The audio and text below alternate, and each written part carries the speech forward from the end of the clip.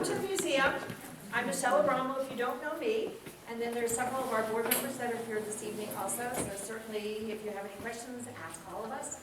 We have Kristen here, Kristen Hare. She's from St. Louis. She came to Tampa over a decade ago. We're glad that she did. She's written several books about Florida. The one that she's going to talk about tonight is Hotels, Motels, and Inns of Florida.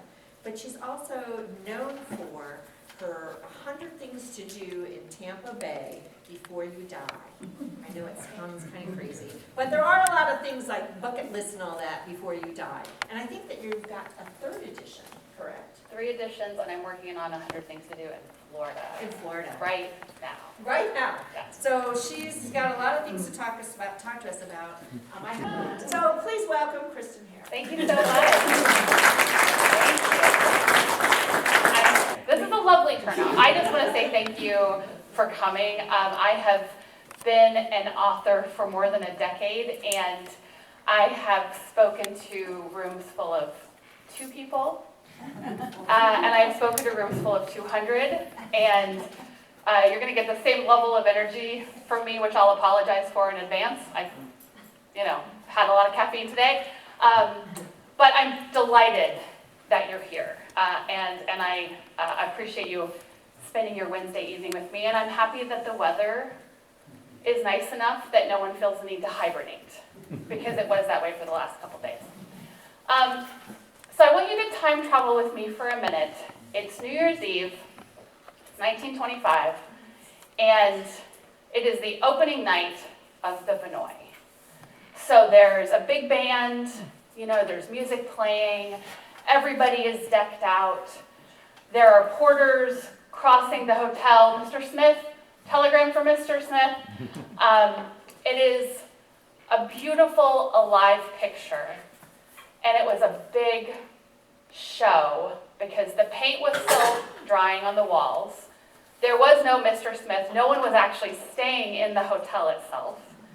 But in a history of the hotel that one of the members of the family wrote, this was the show that they put on the opening night to convince people about how great the Vinoy was going to be. And through some ups and downs, which we'll talk about, it has endured. This is the Vinoy today. A really, really special spot. I did get to stay there for a night a couple years ago, which was pretty special.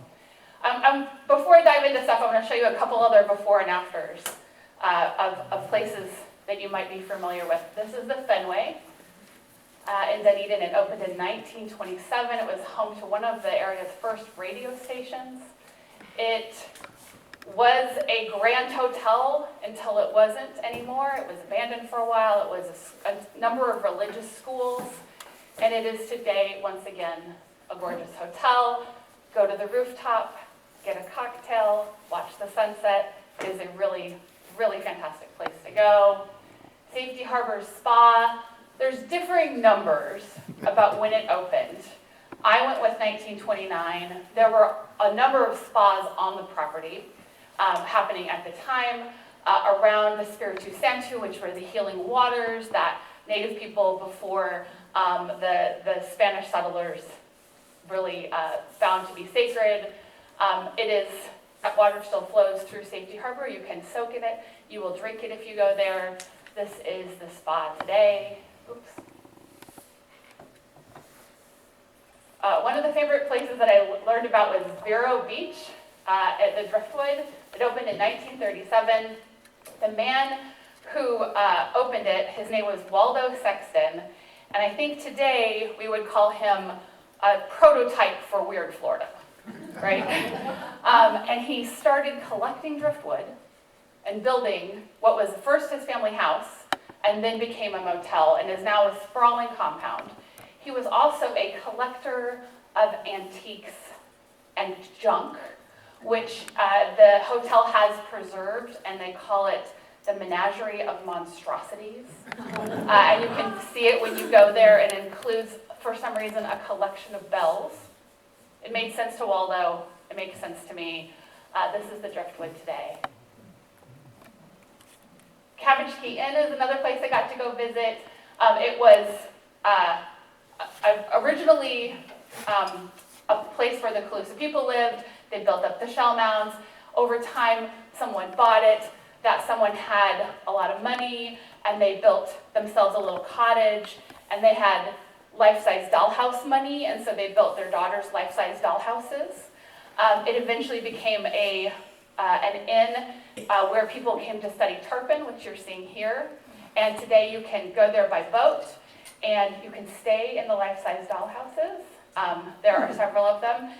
You can climb up to the top of the water tower, which has made it through all the hurricanes. And you should definitely go and put a dollar bill on the dollar bill bar. Some of the best no-bake key lime pie I've ever had. Yeah, I've been there. So I was supposed to bring this book tonight, and I forgot to get them for my publisher, and I'm sorry. I have two teenagers, one getting ready to go to college, so we're going to call that my excuse today. They're keeping me quite busy. So my name is Kristen Hare, and I am not from here. I'm actually originally from Springfield, Missouri, but I've lived all over Missouri. The last place I lived was in St. Louis. And I served in the Peace Corps after college. I lived in Guyana in South America.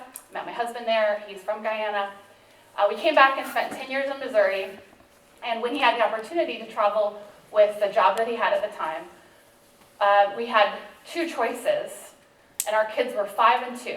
And so the choices were Tampa or Phoenix. And so we did what any smart young couple does. We asked my mom, where should we go? And she said, please go to Tampa. So we came down here in 2012. I covered the 2012 election and flew down the next day with my children. And we were supposed to stay here for a year. And that was 2012. So we've been here ever since. And I'm a journalist by trade. I now work for the Poynter Institute for Media Studies in St. Pete, which is a nonprofit owner of the Tampa Bay Times. And I train journalists around the world, particularly in the craft of journalism, storytelling, writing, reporting. I teach 2 workshops, one on nonfiction book writing and one on memoir writing. And while I was getting settled in Tampa Bay, I felt like, well, we're only going to be here for a year.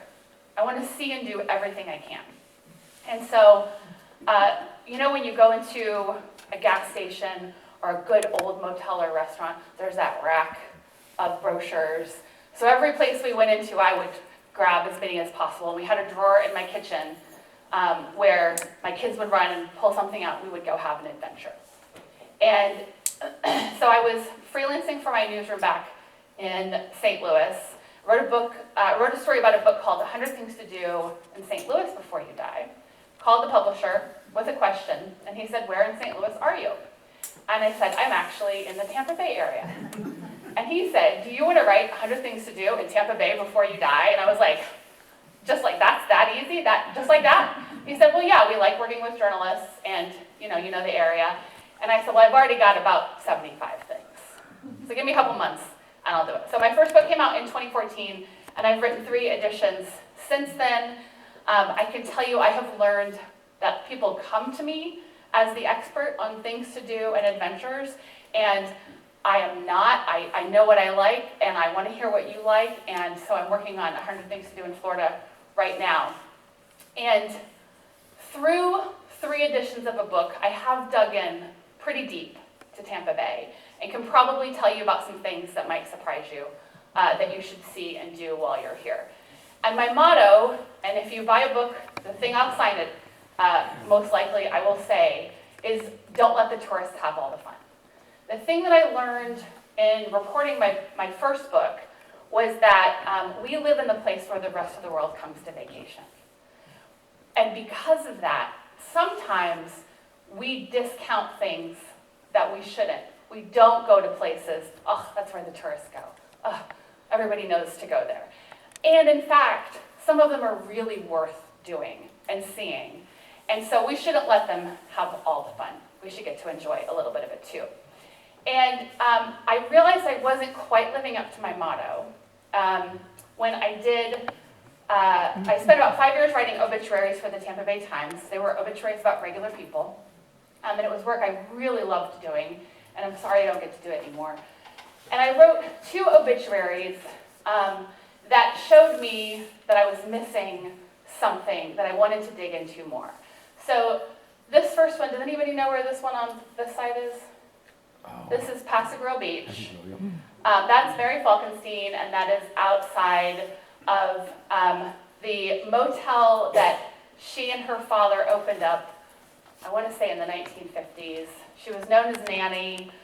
She cleaned the rooms until she died. She had permanent stripes on her feet from where her sandals were and would walk up and down the stairs and liked to say that no 2 sunsets are alike, and that was the Keystone Motel in Paso Grill, which is now owned by the 4th generation of that family. And the little boy in the other photo is Willie Robinson, and his parents are the ones who opened up the Jackson House in Tampa. It is the building that looks like if the big bad wolf blows, it's coming down kind of right off the highway. But it was a really important place for Black travelers in a time when it wasn't safe, and artists who were coming to perform for white audiences but weren't allowed to stay at the hotels where they were performing. They would often go to the Jackson House. So I wrote about these 2 people, and I realized that there was a whole level of story, of adventure, of places that I was missing because I was, that's for the tourists. I was discounting them, right? And I thought, there's this history that's literally hiding right under our noses. So I got a little nosy, and I remember I was out on an assignment, and I passed one of these places, and I thought to myself, okay, every year for my birthday, I'll make my husband take me to stay at one of these historic hotels. And then I thought, I don't know, I'm 47, so I was probably 44, 45 at the time. I may not make it all. I may not get to all of them if I do it that way. Maybe I should just write a book. Maybe I should just be professionally nosy and get to see as many as possible. And so this is how I came to write Hotels, Motels, and Inns of Florida, historic and beloved places to stay in the Sunshine State. So what I'm going to tell you about today is 3 things that I learned while getting to be professionally nosy. This is a lightly Nancy Drew themed talk, which I hope you'll appreciate. I grew up on her books and like to pay homage to her.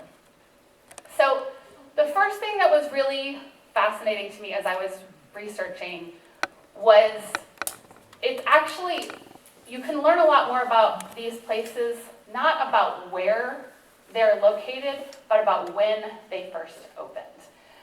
So originally, because this is my 4th book, and I know the chaos of a deadline, I'm in the middle of it right now, I have less than a month until my next book is due. I'm 30% of the way there. It's fine. I've done all the adventures, I'm just writing now. But I had a lovely spreadsheet, and I had, okay, here's the Tampa Bay hotels and motels and inns. Okay, we've got South Florida, here's Miami, Panhandle, I have the Keys. I had it all organized in a way that made a lot of sense. And as I kept reporting and visiting and researching, it was very clear to me that what actually these places had in common wasn't if they were in the same city. It was if they had opened around the same time. And the places that you'll see are vastly different depending on the era in which they opened. So the book is actually organized by decades instead of by region. So let me give you a couple examples. The hotels and motels and inns that opened in the 1920s were opulent, gorgeous places. The elevators were big enough for steamer trunks.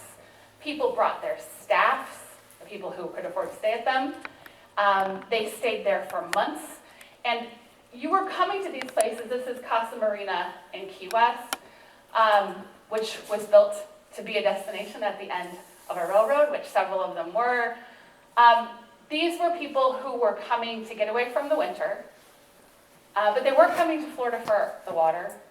They might be coming for the weather, but they weren't coming for the ocean. They were coming because this is where society was during the winter months, right? And so these places across the state look and feel somewhat the same. That's the Vinoy. I don't think they tell you this on the tour anymore, but at one point there was a little umbrella, like a cabana that someone would go into, and it could be opened from the top, so the ladies wanted to, if they wanted to sun themselves without anything on, they could do so in a respectable way. And they had one of them at one point at the Vinoy to do that. This is, again, the Safety Harbor Spa. The Biltmore, which is on the cover of the book. Hotel Jacaranda, which is still standing today in Avon Park. Go there for lunch, it's quite lovely. Where's Avon Park? Avon Park is more central Florida, more like outside of Orlando. And it was named for the tree that was torn down so that they could build it. And the Hacienda in Newport Richey recently reopened. Many of these places, though, had, this is the Don Cesar, the exact same lifespan. They opened as opulent places where the rich and the wealthy and the powerful came to play. And when the war hit, they were recommissioned as places to house the troops, most of them. And when the war ended, the troops left and the tourists with all that money did not come back. And many of them went through the same cycle of, well, we were fancy, now we're nice. Well, we're nice, now we're cheap. Well, we're cheap, now we're really kind of seedy. And eventually to the point where they would be in such a state of disrepair that the places where they were ready to tear them down.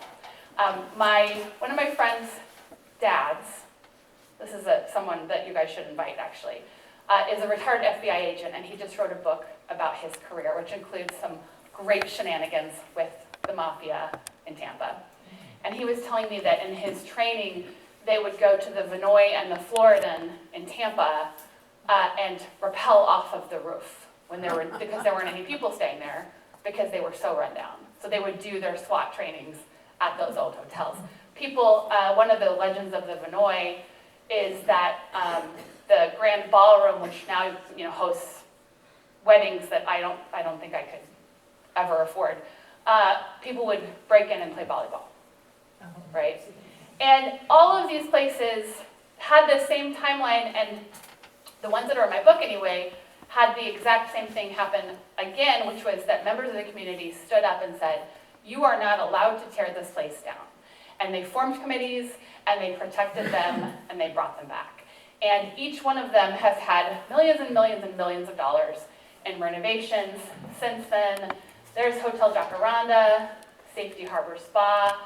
The one on the bottom here with the rocking chairs is the Hacienda, the Vinoy, that is Casa Marina, the one on the cover of my book that I keep forgetting the name of. The Biltmore, thank you, and the Don.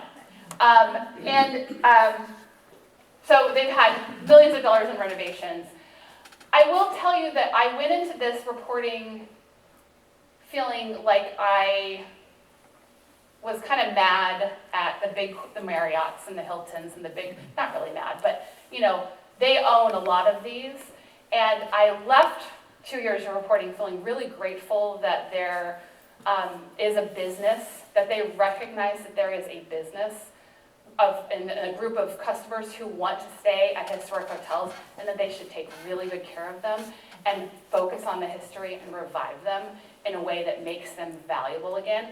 I mean, it is the ultimate sign of, capitalism, but if it protects those hotels, I'm a fan of it. So I came out of my reporting quite a big fan of those places and the brands that they have that are protecting these. Okay, let me tell you about another era. The 40s and 50s, I'm going to give you 2 different examples. I knew as I was reporting this book that I needed to talk about the places where Black travelers could stay during the Jim Crow era. Many of them were featured in the Green Book, which you probably have heard of. It's a famous book and movie. And these were places that, I wanted to find, and I include 10 of them.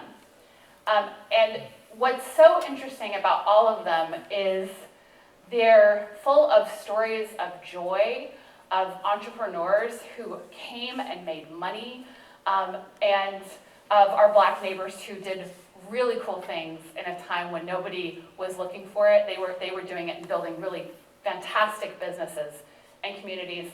So this is G.D. Rogers. He built in Tampa a life insurance business because no one would sell to Black customers. He became a millionaire. He opened a hotel. He created Rogers Park, which was the only park where Black Tampanians could go picnic after church. It's still a popular park today. Georgette's Tea Room in Miami was a favorite of Billie Holiday. That's her in the lovely dress. She would go there. It was a site of teas and lunches and birthday celebrations and showers, and it is still standing today. This one has had several names, but it started as a Lord Calvert and was the site of a first radio station. The Hampton House was the place where Martin Luther King Jr. started to work on an early draft of his I Have a Dream speech. And I think this one, the pool, do you know the picture of Muhammad Ali shadowboxing underwater? It was taken in that pool. So these were places where not only were wealthy Black travelers coming to stay, but there were also places where the culture was happening, musicians were gathering, actors, politicians, and they ended up being places that were really central to the civil rights movement. At the same time, remember I started by telling you about the fancy hotels where you'd bring your staff. So after World War II, the world changed a lot, and what people wanted changed a lot, and we became a car culture. And we became a road trip culture. And this is the time when people started building roadside motels. These were very popular, and they have had a renaissance. They have had the same life cycle that the fancy places had. But people liked the idea of pulling right up and traveling. And this is when the bikini became popular, and fun in the sun became a thing that Florida was known for, and people started coming here for our beaches. So this is, let's see, the Sands, which my friend Bobby has just told me has been sadly torn down, in Treasure Island, War Mineral Springs Motel. This one, I have the cheat sheet because I can't remember all these names. The one on the top is in, let's see, the Vagabond in Miami and the Sunset Inn in Treasure Island. And so these places had the same kind of life cycle. They were busy, everybody loved them, they wanted to stay at them. The cities they were in grew up around them, life changed, they became full of criminals, and they were the sites of murders and the things that make headlines for the wrong reasons. And they were abandoned. Many of them have been revived in really beautiful modern ways and are, again, a really nice, affordable place to stay with your family. Okay, so not where, but when was the first thing I learned. The second thing I learned was the ghosts were interesting, but the real people were more interesting. And I want to tell you sincerely, as somebody who wrote obits for 5 years, ghosts and I are very cool. We're good. I have nothing against ghosts. Nothing against ghosts. I love ghost stories. I think they're fascinating. And every place I went to, the people who were there wanted to tell me the ghost stories. Thank you. Thank you. And I found those stories about the real people were so much more interesting. You can tell I'm truly a journalist if I'm like, no, don't tell me about the ghosts. Tell me about Grandma. What was her story? So let me tell you about a couple of the people that I met. There are great ghost stories. The Casadega, Hotel Casadega is in my book. This is a place where you can go and get your fortune told. And I found a lot of reporting. This was a spiritualist camp of people who, take photos, and there's orbs, and I saw lots of that. And I did visit that hotel I did not myself have any ghost experiences, but I was on, my son and I were traveling and he called it a side quest, so I had about 10 minutes before he drove away without me, so. So the Tooks Motel was the first Black hotel to be opened up in Tallahassee. It was also the first neon sign in Tallahassee, which I thought was a fun detail. And Dorothy Nash Tooks opened the hotel out of necessity, again, with a real entrepreneurial spirit. She also was a teacher, she was a nurse, and she opened up the first school for Black children in the Tallahassee's Frenchtown neighborhood. Her husband was a chef, so they continued expanding and building a place where travelers could stay when they came to Tallahassee. One ghost that did follow me around a lot in the places that I visited was Al Capone. And I don't really want to mess with his ghost. But everywhere I went, people would say, "Oh, Al Capone stayed here. Oh, Al Capone stayed here." Now, I can't verify that because the newspapers weren't writing, "Well, Al Capone was at the Streamline." I mean, everyone would die, right? So I can't verify that, but there were two places that I believed them. And the first was at the Streamline Hotel. So this is in Daytona Beach. This is the place where NASCAR was born. It was born on the rooftop after a night of, I'm sure, very sober and serious conversation between upstanding gentlemen who had only the good of the community in mind. They had a good night and they came up with the idea for NASCAR. When this hotel, which is still standing, has a great rooftop, it was on a hotel renovation show. They were in a basement area and they discovered there were tunnels leading out to the beach where the rum runners would go. So that feels Al Capone-ish. And then another spot that's in the book, there's a man still alive who was a child, and his grandpa would go to this hotel to cut Al Capone's hair when he came to town. And he remembered it. Well, I'll take a first person story anytime. The Bon Air is in Treasure Island, and it's another one of the spots that has been owned by it's now owned by the fourth generation of a family. I love this one, like a lot of the properties in Treasure Island and around Tampa Bay, because they not only have been around for a long time, the Bon Air is now surrounded on either side by other motels that they've bought and have added to the property. But they were hit pretty hard in our hurricanes a couple years ago and have cleaned up and dug themselves out and reopened and are still today a really thriving and important business in the community. And they have that beautiful Bon Air neon sign that's still on the side of the building. So I have a section at the end of the book that is, they're not historic, but they were just weird enough I had to include them. Like in, the outside of Miami, the giant guitar hotel, if you've driven by that, and at night the frets light up into the sky and it plays music. And so this is one of those. It was built, I believe, in the 90s. And they're actual pyramids in Fort Myers. It's called the Pyramids of Fort Myers. And it was founded by an Austrian couple who believed that there was special energy there and wanted a place for Europeans to come and stay. There is this lovely natural spring. If you go, they'll invite you to take your shoes off and walk on the homeopathic path and stay in the energy-filled pyramids. And because it's a pyramid, instead of a sphinx out front, there's a bust. There's like a sphinx of Beethoven. You can laugh. I mean, that's weird. But it's lovely, and they're gorgeous places. I think I kind of Airbnb them now. But what a cool, thing to have here. And people come from all over the world to stay there. The last thing I want to tell you about is the postcards, which I have up here. Please come and take one. I'm not selling them.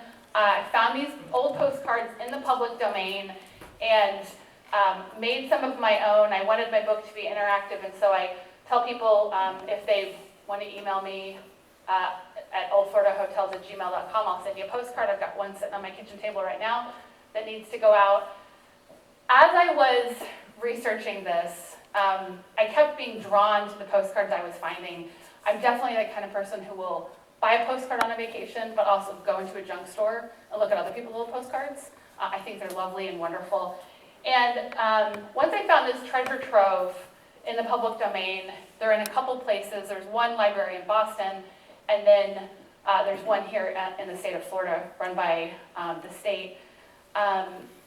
It occurred to me that this was the original social media. I mean, quite a brilliant marketing scheme, if you think about it. Imagine if you're in Buffalo in February, and your sister is in St. Pete, and she sends you a postcard of the sun, and I mean, you would have so much FOMO from that original social media, right? And what's fascinating about these postcards is so many of the places I visited, you can see the Vinoy has a really great collection of them, told me the same story as another echo that I saw again and again. People would come and stay, they'd send someone a postcard. Then the person who received that postcard would treasure it. When they would pass away, their family member would find, oh wow, look at all these postcards. They would put it in an envelope and send it back to the hotel or the motel or the inn where it came from. So these postcards had this full life cycle where they returned back to the place where they started. I think that's wonderful. I don't think we could come up with a marketing campaign that would be that effective now, that would go across, 50, 60 years. And I love getting mail, and so I thought, let me bring that back a little. So let me show you a little bit about what I learned about these postcards. Okay, so this is the Driftwood. This is Waldo's place, full of all of the monstrosities. And this is how they made them. Someone would take a lovely photo, and then an artist would paint it. So these are tiny works of art, truly gorgeous. I personally love the texture. This is one that I have on as my screensaver in my house, in my home office. This one at the Gasparilla Inn I have blown up really big, and it's behind me. They're just fascinating. So again, here's the picture. Whoops.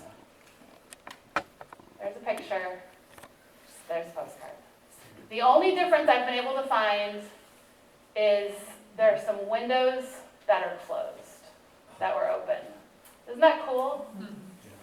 I mean, the cars, they didn't even paint the cars out. The cars are still there. It is even the way that the tree is blowing. So I found this photo from the Driftwood, then I found the postcard, and I thought, oh, that's how they did it. It was truly somebody. Now, today we could do that with AI, which is boring. But this is a work of art, right? Which I think is just phenomenal. And I do have that postcard up here. The Savoy in Miami Beach, it does not have that green space on either side anymore, but it is still around. The Crystal Bay Hotel in St. Pete was another place where police trainees would go and do their SWAT practice. It is open again and is famous for having Marilyn Monroe having stayed there. I told you about the Hotel Jacaranda. It pretty much looks like this today. And the Sands, which sadly is no longer, but was alive when I did my reporting and wrote my book. I also just love the details around the bottom. I love the stamp marks someone drew. And I mean, I just think it's just lovely and delightful and like a way of time traveling, Safety Harbor. Let me tell you a bonus lesson and then I want to take your questions. So this book that I spent about 2 years working on came out in 2024. It came out between hurricanes, which I will tell you isn't the best time to market a book. And it got me thinking a lot about something that wasn't on my mind while I was reporting or writing, but once I started doing press, it was at the top of my mind because I was watching our friends and neighbors, bail themselves out, empty their living rooms of their furniture, tear out their drywall, and everything that we've had to deal with from those 2 hurricanes. And the bonus lesson is that resilience is actually baked into who we are in Florida because of the environment. I say we because I've lived through enough hurricanes now that I count myself as a local-ish, as much as a non-Floridian can. So this is at it's the Inn in Cedar Key. And when I visited there, this is a Neptune Lounge. And it was the first place I was paying attention to because Cedar Key got hit. It was okay. And they told me when I visited and I took this picture that if you look at the portrait of Neptune, you can see some spots, some watermarks, where when the roof was blown off in the 1920s in a hurricane, the picture got damaged. But it's still there. And these places, including all the places I've shown you today, are still there, despite hurricanes and pandemics and changing consumer habits. They're still there, and they're still very special. And so my bonus lesson is that resilience is a Florida feature. I want to tell you about my Mufford's experience, though. Yeah. It's still there. I will tell you that the best way to be a good hometown tourist is just to get out of your car and walk around and go someplace. And when my oldest son, who is now 18, was, I guess, 5 or 6, he and I went to the Suncoast Seabird Sanctuary to meet the rescues because that was one of the things in the book. And I saw the car out front of Mufford's, like, oh, what's that? So I took my small child into that dive. And we sat down at the boat, and I was like, there's a lot of bras. He hasn't noticed them yet. And I think I got him a Coke and probably got myself a Coke, and we got out of there as fast as possible. Like, it's a great dive, and he is a very cultured child, as you can imagine. Because that experience. You didn't take him into the restroom. Yeah, I was like, let's go to McDonald's. So I'm writing 100 Things to Do in Florida Before You Die. And I really am trying to find the things that should be on everybody's bucket list, but maybe aren't absolutely obvious, right? And so I want to tell you about a couple adventures I've had since then and maybe inspire you to go have an adventure of your own. The first one is up here in the corner, and it's Bartow's Wonder House. Has anybody heard of or been to Bartow's Wonder House? Okay, so this is in Bartow, which is, outside of Tampa. Yeah, on the way to Lakeland. And the Wonder House is still standing today. It still looks like this. And the man who built it, along with his many children, they made all these little mosaics, and the kids left little snarky notes for him in the mosaics, the shell mosaics they built. But he created this incredible house that became a roadside attraction. His family never actually lived there. They spent their whole lives building it. And it included ways for him to have, he had a mirror system where he could see around the house in different rooms. He had an indoor pool, a small indoor pool, and that was absolutely unheard of.